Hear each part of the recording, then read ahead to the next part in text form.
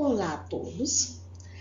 Iremos abordar neste vídeo o tópico chamado cinética química. A cinética química ela pode ser abordada com diferentes níveis de aprofundamento. No nosso curso, nós iremos abordar esse tema ao nível de química geral.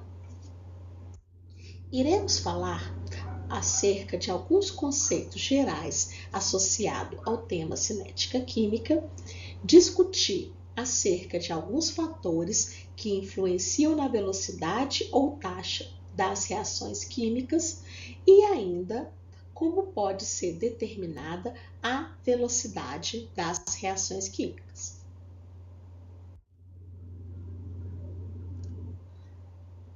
Podemos considerar que a cinética química é o estudo das velocidades ou taxas nas quais as reações químicas ocorrem, o que inclui os fatores que afetam as velocidades das reações e os mecanismos, ou seja, série de etapas pelos quais as reações ocorrem. As reações podem acontecer de forma rápida ou de forma lenta.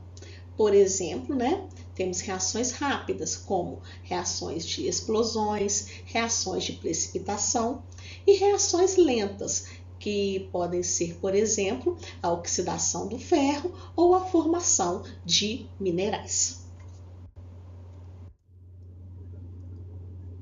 Existem 4 importantes fatores que afetam a velocidade ou as taxas das reações químicas. São eles: estado físico dos reagentes, concentração dos reagentes, temperatura e a presença de um catalisador. O entendimento desses fatores, ele é facilitado quando aplicamos um conceito chamado de teoria da colisão. Na maioria das vezes, para que aconteça uma reação química, as moléculas, íons ou átomos dos reagentes devem se colidir de forma efetiva. Forma efetiva significa com uma orientação adequada e com uma energia suficiente. Essa energia, nós iremos ver daqui a pouco, ela se chama energia de ativação. A teoria da colisão, ela é muito importante para o entendimento dos estudos associados à cinética química. Bom, a teoria da colisão, ela pode ser melhor representada e explicada quando a gente pensa em uma reação química que envolva 2 reagentes, conforme a reação química aqui apresentada. Essa reação em específico envolve o átomo de cloro e a molécula de cloreto de nitrosilo, formando 2 produtos. Neste exemplo, todos os átomos são representados por esferas, modelo atômico de Dalton. E a esfera de coloração verde representa o átomo de cloro. Na figura, existem a representação de 2 modos de colisão entre os átomos de cloro e a molécula de cloreto de nitrosilo. Uma é eficiente e a outra é ineficiente em termos de orientação. Por que a primeira é eficiente? Porque o produto desejado, um dos produtos desejados, é o gás cloro. E para que ele seja formado, é necessário que a esfera verde, que representa o átomo de cloro, se colida com a parte verde da molécula do reagente. Então, essa orientação aqui, favorece que esse encontro se dê nessa direção. A segunda colisão, ela não é eficiente em termos de orientação, porque o átomo verde de cloro não se chocou com a esfera verde presente na molécula, e sim com a esfera vermelha, conforme aqui representado. Assim, em termos de colisão, temos então a representação de uma colisão eficiente, que levou à formação dos produtos esperados, e uma colisão não eficiente, que não levou à formação dos produtos. Em termos de energia, uma colisão ela só será efetiva caso a energia, força com que o choque entre as duas moléculas ocorre, seja suficiente para superar uma energia chamada de energia de ativação. A energia de ativação, ela corresponde, então, à energia mínima necessária para se iniciar uma determinada reação química. Posteriormente, iremos abordar de modo um pouco mais aprofundado o conceito de energia de ativação e até mesmo realizar alguns cálculos matemáticos envolvendo esse conceito. Mas já podemos, inferir aqui que a energia que necessita para que se inicie uma reação química é chamada de energia de ativação. E aqui nós temos, dois gráficos, um representando um processo endotérmico e o outro representando um processo exotérmico, e as respectivas energias de ativação aqui demonstrada em cada um desses processos. Bom, então vamos agora empregar o conceito da teoria da colisão para entender como os fatores já mencionados, e aqui apresentados novamente, podem influenciar na velocidade de uma reação química. O primeiro fator que iremos discutir será o estado físico dos reagentes. Átomos e moléculas apresentam maior mobilidade nas fases líquida, gasosa ou em solução. Em geral, as reações que ocorrem em fase gasosa tendem a ser mais rápidas do que a reação que ocorre na fase líquida. Isso ocorre porque, em fase gasosa, átomo ou moléculas apresentam uma maior mobilidade comparado aos estados líquido e sólido. Uma maior mobilidade está associada a uma maior probabilidade de ocorrência de choques efetivos, de modo geral. Vale ainda a pena mencionar que reações podem ocorrer também em fase homogênea ou em meio heterogêneo. Para reações que ocorrem em fase homogênea, envolvendo gases ou soluções líquidas, teremos os reagentes dissolvidos em uma mesma fase ou possuindo o mesmo estado físico. Já as reações que ocorrem em fases ou meio heterogêneo, reagentes não estão no mesmo estado físico ou encontram-se em fases físicas diferentes, possuindo uma superfície de contato limitada entre os reagentes. Para reagentes em fases diferentes ou envolvendo sólidos, algum reagente sendo sólido, a reação ela é limitada à superfície de contato. Neste caso, quanto maior a área superficial do sólido, maior será a velocidade da reação química. À medida que a concentração dos reagentes envolvidos na reação química aumenta, a probabilidade de choques efetivos entre as moléculas também aumenta, levando também ao aumento na velocidade das reações. Então, reações tendem a ser mais rápidas se a concentração de um ou mais reagentes é aumentada. No caso de uma reação envolvendo dois reagentes, o aumento da velocidade ele pode ser verificado se aumentarmos a concentração de apenas um dos reagentes ou se aumentarmos a concentração de ambos reagentes, E isso nós veremos também posteriormente que existem algumas situações onde o aumento da concentração de um reagente ele não vai inferir na velocidade, mas isso é um caso específico e a reação também tem um nome específico para essa situação. É chamado de reação de ordem zero. A gente vai ver isso daqui a pouco. Bom, conforme apresentado aqui na figura, nós temos, né, que aumentando a concentração do óxido nítrico ou do ozônio, então aqui aumentou a concentração, no caso aqui, do ozônio, né? Que são as bolinhas aqui representadas em vermelho.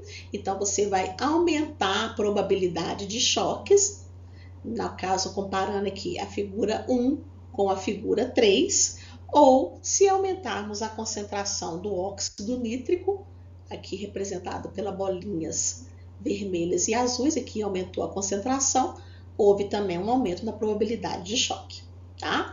Aqui não ficou representado não, mas se a gente aumenta a concentração de ambos, a probabilidade fica maior ainda.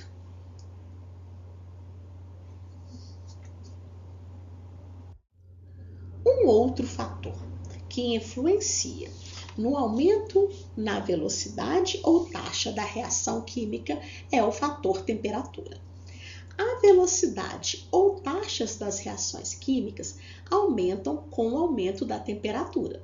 Isso ocorre porque, com o aumento da temperatura, a agitação ou mobilidade das moléculas dos reagentes, né, ou átomos ou íons, também é aumentada, o que vai aumentar a energia cinética das espécies reagentes.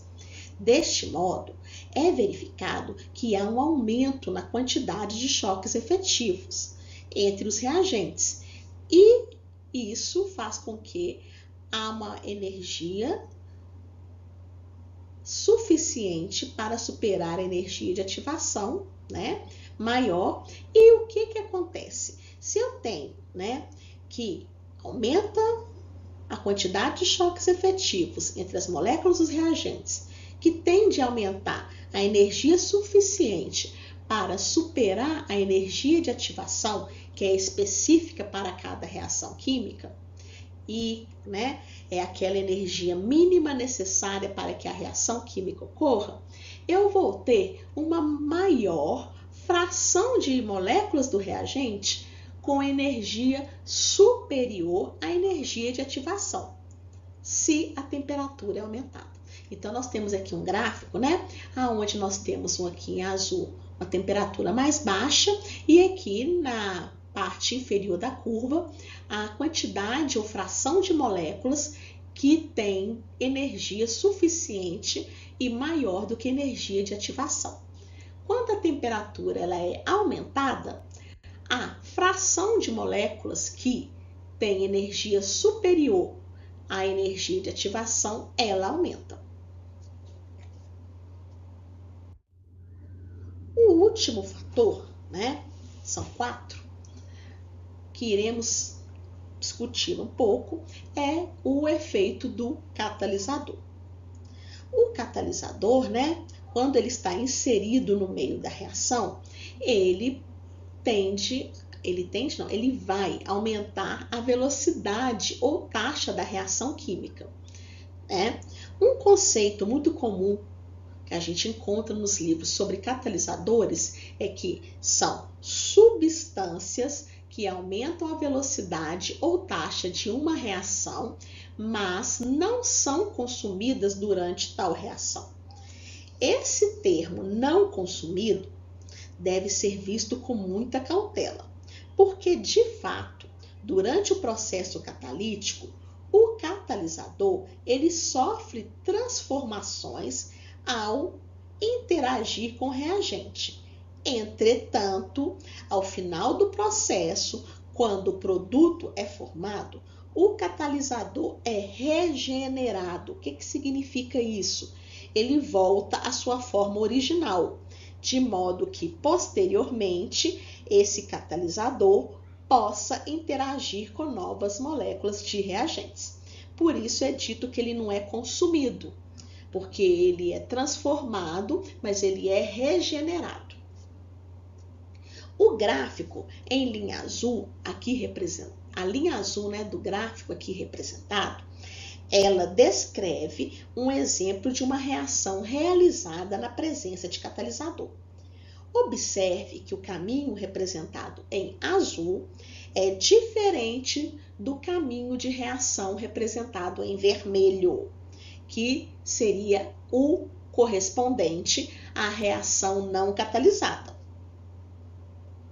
Observe ainda que, se compararmos as energias de ativação correspondentes às reações realizadas com catalisador e sem catalisador, podemos verificar que a energia de ativação da reação realizada com o catalisador, ela é menor.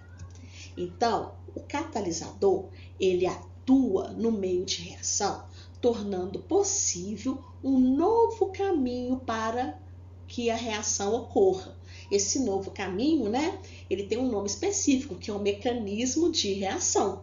Então, ele vai tornar possível um novo mecanismo de reação, diminuindo a energia de ativação ou aumentando o número de colisões efetivas.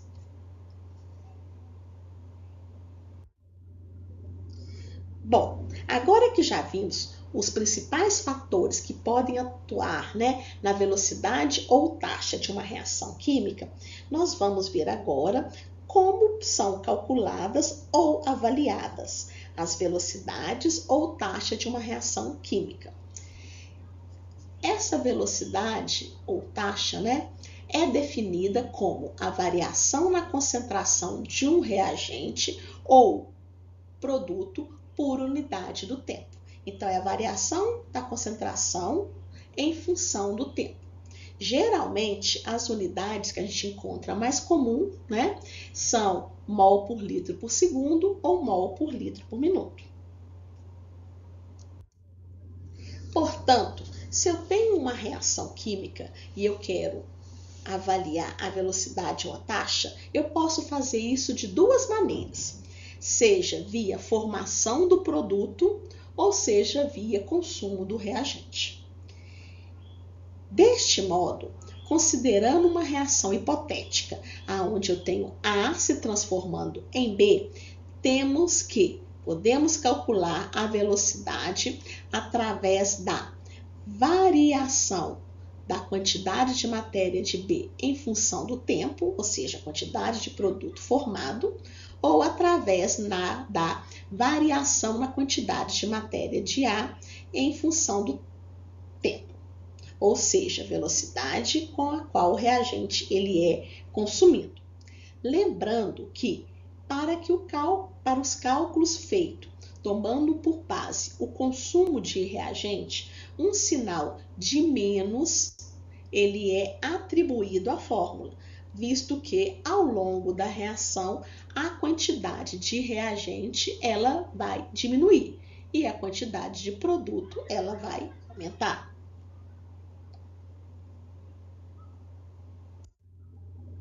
Então, se eu avalio, por exemplo, né, o cálculo da velocidade média da reação de A se transformando em B, correto?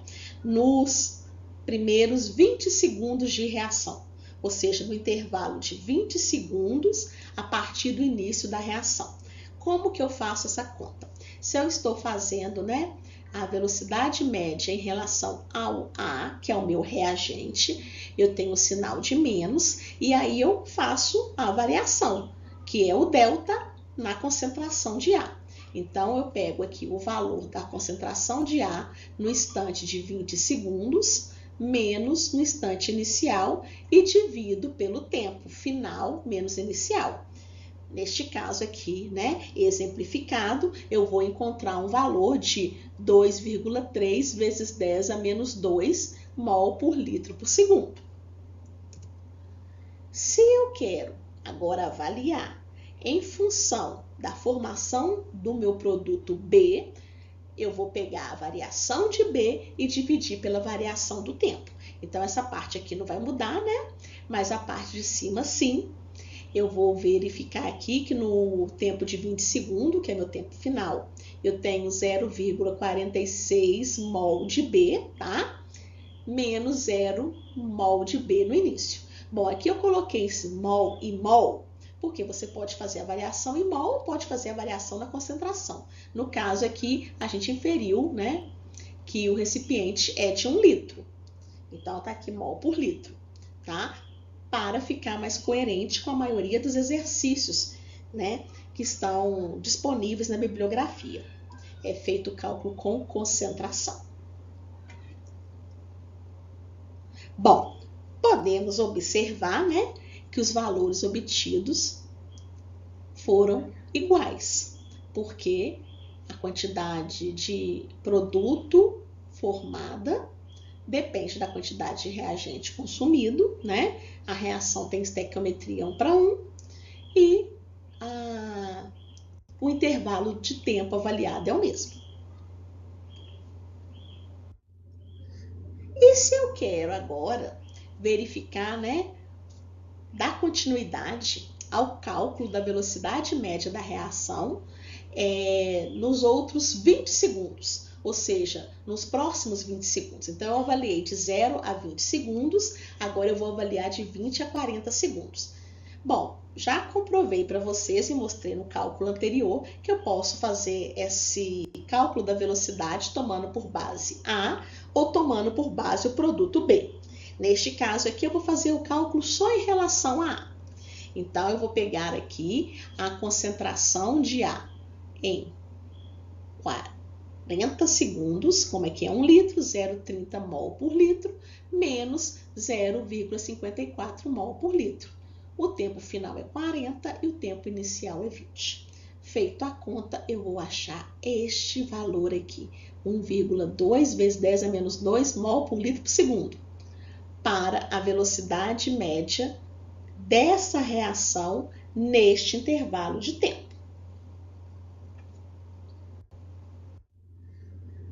Bom, o que eu tenho, né, como resultado desse meu estudo dos meus primeiros 40 segundos da minha reação? A minha reação é bem rápida, né? 20 segundos, 40 segundos foram avaliados. Eu verifico que os valores de taxa de consumo de ar ou da velocidade calculada, nos primeiros 20 segundos, ele é maior do que os 20 segundos posteriores, que corresponde ao intervalo de 20 a 40, correto? Isso indica que o consumo do reagente ele foi mais rápido no início da reação e foi ficando mais lento com o passar do tempo, o que está, né, de acordo com a teoria da colisão, ou com aquele fator concentração inferindo na velocidade. Aqui a concentração do reagente A ela é maior, então a velocidade aqui dessa primeira etapa, podemos chamar assim, ela vai ser maior do que o da segunda. Porque o que acontece aqui? Eu tenho mais moléculas de A e aqui as moléculas de A, que são os reagentes que irão ser transformados, eles estão em menor quantidade, então a reação tende a ficar mais lenta. Quanto maior a concentração do reagente, maior a rapidez da reação. Então, a gente pode, né, inferir que os valores da velocidade média da reação não são constantes para intervalos de tempo diferentes. Apresentado aqui no gráfico, aqui, ó, velocidade inicial, ou seja, ponto zero.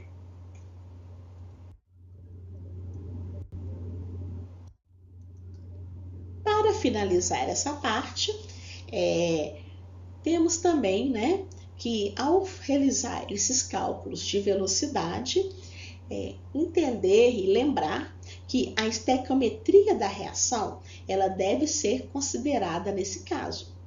Caso eu deseje correlacionar a velocidade de consumo de um reagente com a velocidade de produto em uma reação na qual a estequiometria não equivale ao 1:1, né? Aqui, então, é importante enfatizar que não chamei a atenção de vocês anteriormente, porque as reações apresentadas eram de estequiometria 1:1. Mas toda vez que eu tenho uma reação que não é, né, a velocidade de consumo de reagente e a velocidade de formação de produtos são diferentes.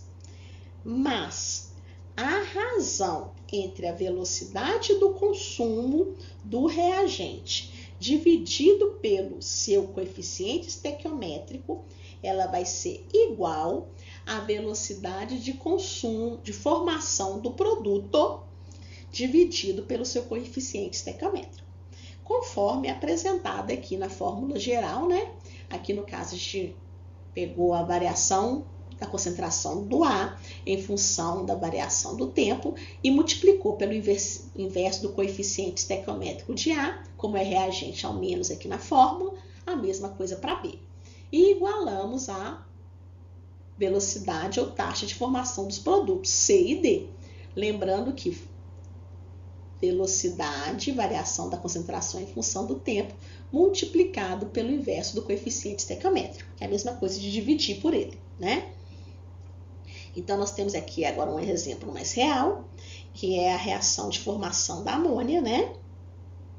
Onde a taxa de consumo dos reagentes e a taxa de formação, né, dos produtos estão sendo multiplicadas pelo inverso do respectivo coeficiente estequiométrico de cada um. Então, no caso aqui, o coeficiente estequiométrico é 1, né? A gente não coloca na equação 1, mas ele está aqui. Está aqui dividido por 1, só para deixar claro. 3 está aqui e o 2 aqui. Ok?